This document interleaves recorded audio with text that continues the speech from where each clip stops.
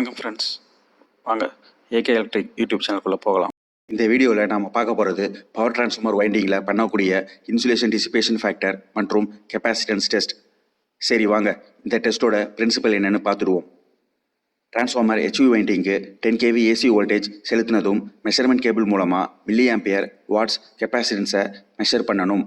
அதே முறையில் செகண்டரி வைண்டிங்க்கும் டெர்ஷரி வைண்டிங்க்கும் மில்லி ஆம்பியர் வாட்ஸ் கெப்பாசிட்டன்ஸை மெஷர் பண்ணணும். இப்போது இந்த டெஸ்ட் டிரான்ஸ்ஃபார்மர் வைண்டிங்கில் எதுக்கு பண்ணுறோம்னு பார்க்கலாம். டிரான்ஸ்ஃபார்மர் வைண்டிங்கில் இருக்கிற இன்சுலேஷன் எந்த அளவுக்கு இருக்குதுன்னு கணக்கீடு செய்யலாம். வைண்டிங்கில் இருக்கிற டிசிபேஷன் ஃபேக்டர் மற்றும் கெப்பாசிட்டன்ஸை கணக்கீடு செய்யலாம்.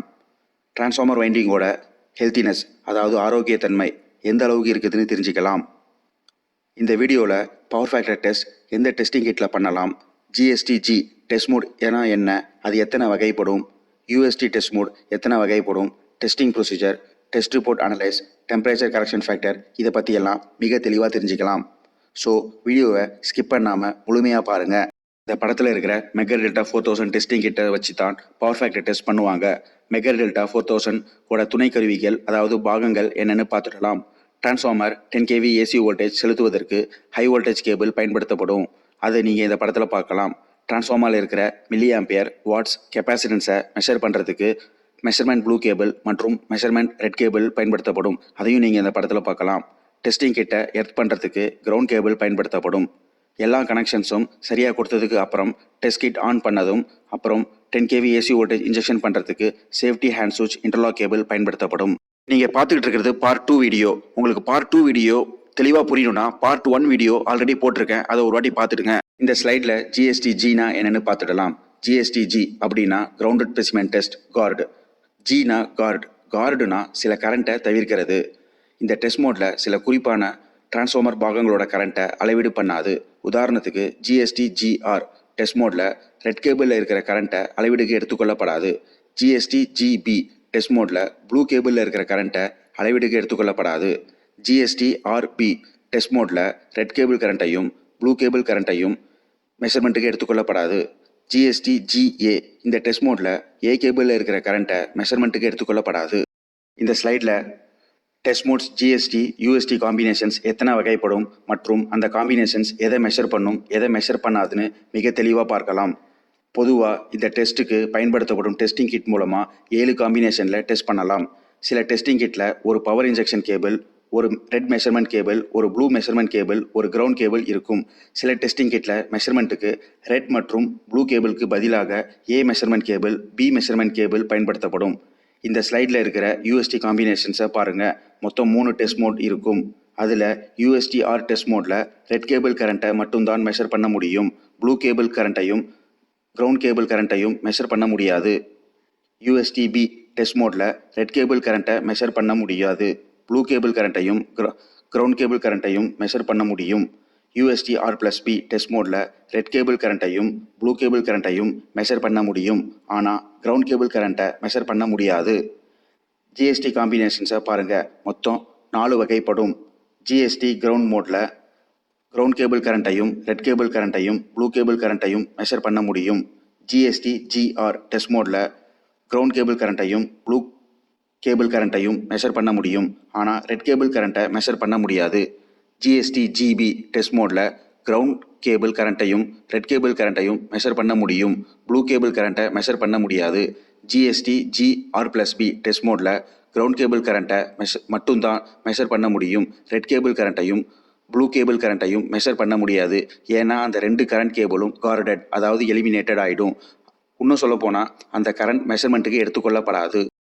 இந்த ஸ்லைடில் மெகர் டெல்டா 4000 வச்சு எப்படி டெஸ்ட் பண்ணுறதுன்னு பார்க்கலாம். டிரான்ஸ்ஃபார்மர் ஆஃப் கண்டிஷனில் இருக்கணும். டிரான்ஸ்ஃபார்மரில் ஆயில் ஃபுல்லாக இருக்கணும். டிரான்ஸ்ஃபார்மரோட நியூட்ரல் எர்த்தில் இருந்து டிஸ்கனெக்ட் பண்ணியிருக்கணும். டெஸ்ட் கிட்டையும் டிரான்ஸ்ஃபார்மர் பாடியையும் எர்த் பண்ணியிருக்கணும். HV புஷிங் ROIB 3ஐயும் ஷார்ட் பண்ணி வச்சுக்கணும். LV புஷிங் ROIB நியூட்ரல் 4ஐயும் ஷார்ட் பண்ணி வச்சுக்கணும். டிரான்ஸ்ஃபார்மரோட புஷிங் கரண்ட் டிரான்ஸ்ஃபார்மர் செகண்டரியை ஷார்ட் பண்ணி வச்சுக்கோங்க. டேப் சேஞ்சர் பொசிஷனை நடுவில் வச்சுக்கோங்க. ஆயில் டெம்பரேச்சரையும் சுற்றுப்புற டெம்பரேச்சரையும் நோட் பண்ணி வச்சுக்கணும். டெஸ்ட் கிட்டில் இருக்கிற HV பவர் கேபிளும் LV பவர் கேபிளும் LV ப்ளூ கேபிளும் கிரவுண்ட் கேபிளும் டெஸ்ட் மோடுக்கு ஏற்ற மாதிரி கனெக்ட் பண்ணணும். டெஸ்ட் கிட்டில் டெஸ்ட் மோடும் டெஸ்ட் டைப்பும் செலக்ட் பண்ணணும். டெஸ்ட் கிட்டில் இருந்து 10 kV ஏசி வோல்டேஜ் இன்ஜெக்ட் பண்ணதுக்கு பிறகு டெஸ்ட் ரிசல்ட் கொஞ்சம் நேரத்தில் வந்துடும். வந்த ரிசல்ட்டை 20 டிகிரி செல்சியஸ்க்கு ஏற்ற மாதிரி மாற்றணும். கடைசியாக டெஸ்ட் ரிசல்ட்டை அனலைஸ் பண்ணணும். இந்த ஸ்லைடில் GSTg-R டெஸ்ட் மோடுக்கு ஆக்சுவல் டயக்ராம் மூலமாக எப்படி டெஸ்ட் கனெக்ஷன்ஸ் கொடுக்குறதுன்னு பார்க்கலாம். இந்த படத்திலிருந்து நீங்கள் கவனிக்க வேண்டியது என்னென்னா, டெஸ்ட் கிட்டில் இருக்கிற high voltage cable transformer HV bushing connect ஆகியிருக்கும். டெஸ்ட் கிட்டில் இருக்கிற ground cable transformer body connect பண்ணிடணும். டிரான்ஸ்ஃபார்மர் பாடியை எர்த் பண்ணி வச்சுக்கணும். படத்தில் இருக்கிற மாதிரி டெஸ்ட் கிட்டில் இருக்கிற ரெட் கேபிளை LV புஷிங் டெர்மினலில் கனெக்ட் பண்ணணும். இந்த டெஸ்ட் மோட் GSTg-R அப்படிங்கிறதுனால ரெட் கேபிள் கரண்ட்டை கால்குலேஷனுக்கு எடுத்துக்கொள்ளப்படாது. கிரவுண்ட் கேபிளில் வர கரண்ட்டை மட்டும்தான் டெஸ்ட் கிட் கால்குலேஷன்ஸ்க்கு எடுத்துக்கொள்ளப்படும். டெஸ்ட் கிட்டில் CH டைப் செலக்ட் பண்ணியிருக்கிறதுனால HV புஷிங்க்கும் டிரான்ஸ்ஃபார்மர் பாடிக்கும் இடையே இருக்கிற கெப்பாசிட்டன்ஸை மட்டும்தான் இது அளவீடு பண்ணும். இந்த டெஸ்ட் பண்ணும்போது கரண்ட் சர்க்குலேஷன்ஸ் எப்படி இருக்கணும்னு பார்த்தீங்கன்னா, டெஸ்ட் கிட்டில் இருக்கிற ஹை வோல்டேஜ் கேபிளில் இருந்து தொடங்கி HV புஷிங் வழியாக வந்து டிரான்ஸ்ஃபார்மர் பாடி உள்ளே இருக்கிற வைண்டிங் மற்றும் ஆயில் வழியாக டிரான்ஸ்ஃபார்மர் பாடிக்கு போகி கடைசியாக டிரான்ஸ்ஃபார்மர் பாடியில் கனெக்ட் ஆகியிருக்கிற கிரவுண்ட் கேபிள் மூலமாக டிரான்ஸ்ஃபார்மர் கேபிளில் முற்று பெறும். இதை நீங்கள் இந்த ரெட் ஆரோஸ் மூலமாகவும் நீங்கள் பார்த்து தெரிஞ்சுக்கலாம். இந்த டெஸ்ட்டில் ப்ளூ கேபிள் டிரான்ஸ்ஃபார்மரில் கனெக்ட் பண்ண மாட்டாங்க. கனெக்ட் பண்ணாலும் கரண்ட்டை டெஸ்ட் கிட் அளவீடுக்கு எடுத்துக்கொள்ளப்படாது. இந்த ஸ்லைடில் GSTg-Rக்கு CL டைப்பில் ஆக்சுவல் டயக்ராம் மூலமாக எப்படி டெஸ்ட் கனெக்ஷன்ஸ் கொடுக்குறதுன்னு பார்க்கலாம். இந்த படத்தில் இருந்து நீங்கள் கவனிக்க வேண்டியது என்னென்னா, டெஸ்ட் கிட்டில் இருக்கிற ஹை வோல்டேஜ் கேபிள் LV புஷிங்க்கு கனெக்ட் ஆகியிருக்கும். டெஸ்ட் கிட்டில் இருக்கிற கிரவுண்ட் கேபிள் டிரான்ஸ்ஃபார்மர் பாடியில் கனெக்ட் ஆகியிருக்கும். டிரான்ஸ்ஃபார்மர் பாடியை எர்த் பண்ணி வச்சுருக்கணும். படத்தில் இருக்கிற மாதிரி டெஸ்ட் கிட்டில் இருக்கிற ரெட் கேபிளை HV புஷிங் டெர்மினலில் கனெக்ட் பண்ணியிருக்கணும். இந்த படத்தில் GSTg-R அப்படிங்கிறதுனால ரெட் கேபிள் கரண்ட்டை கால்குலேஷன்ஸ்க்கு எடுத்துக்கொள்ளப்படாது. கிரவுண்ட் கேபிளில் வர கரண்ட்டை மட்டும்தான் கணக்கீடுக்கு எடுத்துக்கொள்ளப்படும். Test kit CL type select பண்ணியிருக்கிறதுனால LV புஷிங்க்கும் டிரான்ஸ்ஃபார்மர் பாடிக்கும் இடையே இருக்கிற கெப்பாசிட்டன்ஸை இந்த டெஸ்ட் அளவீடு பண்ணும். இந்த டெஸ்ட் பண்ணும்போது கரண்ட் சர்க்குலேஷன்ஸ் எப்படி இருக்குன்னு பார்த்தீங்கன்னா, டெஸ்ட் கிட்டில் இருக்கிற ஹை வோல்டேஜ் கேபிளில் இருந்து தொடங்கி LV புஷிங் வழியாக வந்து டிரான்ஸ்ஃபார்மர் பாடி உள்ளே இருக்கிற வைண்டிங் மற்றும் ஆயில் வழியாக டிரான்ஸ்ஃபார்மர் பாடிக்கு போகி கடைசியாக டிரான்ஸ்ஃபார்மர் பாடியில் கனெக்ட் பண்ணியிருக்கிற கிரவுண்ட் கேபிள் மூலமாக டெஸ்ட் கிட்டில் முற்று பெறும். கரண்ட் சர்க்குலேஷன்ஸை ரெட் ஆரோஸில் காமிச்சிருக்கிறேன் பாருங்கள். இந்த டெஸ்ட்டில் ப்ளூ கேபிள் டிரான்ஸ்ஃபார்மரில் கனெக்ட் பண்ண மாட்டாங்க. கனெக்ட் பண்ணாலும் எந்த கரண்ட்டையும் டெஸ்ட் கிட் அளவீடுக்கு எடுத்துக்கொள்ளப்படாது. இந்த ஸ்லைடில் UST-R டெஸ்ட் மோடுக்கு ஆக்சுவல் டயக்ராம் மூலமாக டெஸ்ட் கனெக்ஷன்ஸ் எப்படி கொடுக்குறதுன்னு பார்க்கலாம். டிரான்ஸ்ஃபார்மர் பாடியை எர்த் பண்ணி வச்சுக்கோங்க. LV சைடில் இருக்கிற நியூட்ரலை எர்த்தில் இருந்து டிஸ்கனெக்ட் பண்ணி வச்சுக்கோங்க. படத்தில் இருக்கிற மாதிரி HV புஷிங் டெர்மினலை RYBயை ஷார்ட் பண்ணி வச்சுக்கோங்க. LV புஷிங்கை RYB நியூட்ரலை ஷார்ட் பண்ணி வச்சுக்கோங்க. முக்கியமாக இந்த படத்தில் என்ன கவனிக்கணும்னா, டெஸ்ட் கிட்டில் இருக்கிற high voltage cable transformer HV புஷிங்கில் கனெக்ட் பண்ணணும். டெஸ்ட் கிட்டில் இருக்கிற ரெட் கேபிளை டிரான்ஸ்ஃபார்மர் LV புஷிங்கில் கனெக்ட் பண்ணணும். டெஸ்ட் கிட்டில் இருக்கிற கிரவுண்ட் கேபிளை டிரான்ஸ்ஃபார்மர் பாடியில் கனெக்ட் பண்ணணும். இந்த டெஸ்ட் UST-R அப்படிங்கிறதுனால டெஸ்ட் கிட்டில் இருக்கிற கிரவுண்ட் கேபிள் கரண்ட்டை மெஷர் பண்ணாது. இந்த டெஸ்ட் CHL அப்படிங்கிறதுனால டிரான்ஸ்ஃபார்மரோட HV வைண்டிங்க்கும் LV வைண்டிங்க்கும் இடையே இருக்கிற கெப்பாசிட்டன்ஸ் கரண்ட்டை மெஷர் பண்ணும். கரண்ட் சர்க்குலேஷன்ஸ் ரெட் ஆரோஸில் காமிச்சிருக்கிறேன் பாருங்கள். எந்த மோடில் எந்த டைப்பில் பவர் ஃபேக்டர் டெஸ்ட் பண்ணாலும் டிரான்ஸ்ஃபார்மரில் இருக்கிற எல்லா புஷிங் CTயோட செகண்டரி டெர்மினல்ஸை ஷார்ட் பண்ணி வச்சுக்கோங்க. அது உங்கள் சேஃப்டி பர்பஸ்க்காக. இதுதாங்க 2 வைண்டிங் பவர் டிரான்ஸ்ஃபார்மரோட கம்ப்ளீட் டெஸ்ட் ரிப்போர்ட். இந்த டிரான்ஸ்ஃபார்மர் டெஸ்ட் பண்ணுறப்போ ஆயில் டெம்பரேச்சர் 23 டிகிரி செல்சியஸும் ஆம்பியன்ட் டெம்பரேச்சர் 26.9 டிகிரி செல்சியஸும் இருந்துச்சு. இந்த டெஸ்ட் ரிப்போர்ட் கவனமாக பார்த்து வச்சுக்கோங்க. அடுத்தடுத்து வர ஸ்லைடில் தெளிவாக அனலைஸ் பண்ணலாம். இந்த ஸ்லைடில் நீங்கள் பார்த்துட்டு இருக்கிறது டெம்பரேச்சர் கரெக்ஷன் ஃபேக்டர். இந்த டேபிள் பவர் ஃபேக்டர் டெஸ்ட்டில் எந்த இடத்துல பயன்படுதுன்னு பார்க்கலாம். டிரான்ஸ்ஃபார்மர் மேனுஃபேக்சர் கம்பெனியில் FAT அதாவது ஃபேக்ட்ரி அக்செப்டன்ஸ் டெஸ்ட் பண்ணும்போது அங்கே இருக்கிற ஆம்பியன்ட் டெம்பரேச்சரில் பண்ணுவாங்க. அதே டிரான்ஸ்ஃபார்மர் சைட்டுக்கு வந்த பிறகு SAT அதாவது சைட் அக்செப்டன்ஸ் டெஸ்ட் பண்ணும்போது அங்கே இருக்கிற டெம்பரேச்சரில் பண்ணுவாங்க. ஸோ வேறு டெம்பரேச்சரில் பண்ணும்போது நமக்கு அந்த கிடைக்கிற ரெண்டு டெஸ்ட் ரிப்போர்ட்டை நம்ம ஒப்பிட்டு பார்க்க முடியாது. அதுக்காகத்தான் இந்த டேபிள் பயன்படுது.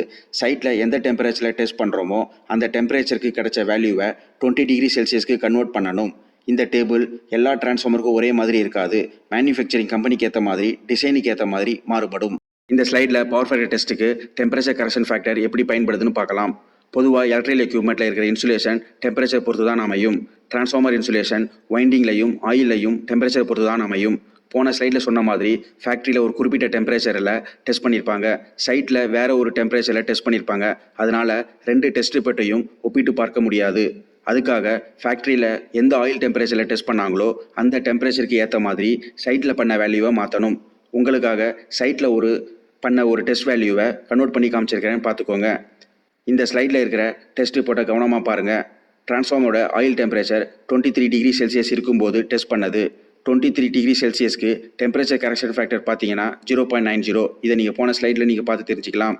ஆயில் டெம்பரேச்சர் 23 டிகிரி செல்சியஸ் இருக்கும்போது சைடில் டெஸ்ட் பண்ண வேல்யூவான 0.36 0.90 மல்டிப்ளை பண்ணால் நமக்கு 0.32 கிடைக்கும். அதாவது இந்த 0.32 தான் 23 டிகிரி செல்சியஸ்க்கு கன்வெர்ட் பண்ண வேல்யூ ஆகும். இந்த ஸ்லைடில் டெஸ்ட் ரிப்போர்ட்டில் நமக்கு கிடைச்சிருக்கிற கெப்பாசிட்டன்ஸ் வேல்யூவை எப்படி எவாலுவேட், அதாவது எப்படி மதிப்பீடு செய்கிறதுன்னு பார்க்கலாம். இந்த ஸ்லைடில் முதல்ல நீங்கள் கவனிக்க வேண்டியது என்னென்னா, கெப்பாசிட்டன்ஸை டிரான்ஸ்ஃபார்மர் வைண்டிங்கில் 7 டைப்பில் 7 டெஸ்ட் மோடில் கண்டுபிடிச்சிருப்பாங்க. பச்சை கலரில் இருக்கிற கெப்பாசிட்டன்ஸ் வேல்யூவை பாருங்கள்.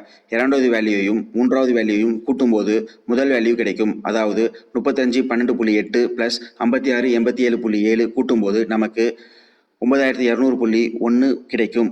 இப்படித்தான் முதல் வேல்யூவை கன்ஃபார்ம் பண்ணணும். மூன்றாவது வேல்யூவை எப்படி கன்ஃபார்ம் பண்ணுறதுன்னு பார்த்தீங்கன்னா, முதல் வேல்யூவான 9200.1 மைனஸ் 3512.8, அதாவது ரெண்டாவது வேல்யூவை மைனஸ் பண்ணோம்னா நமக்கு 5687.3 கிடைக்கும்.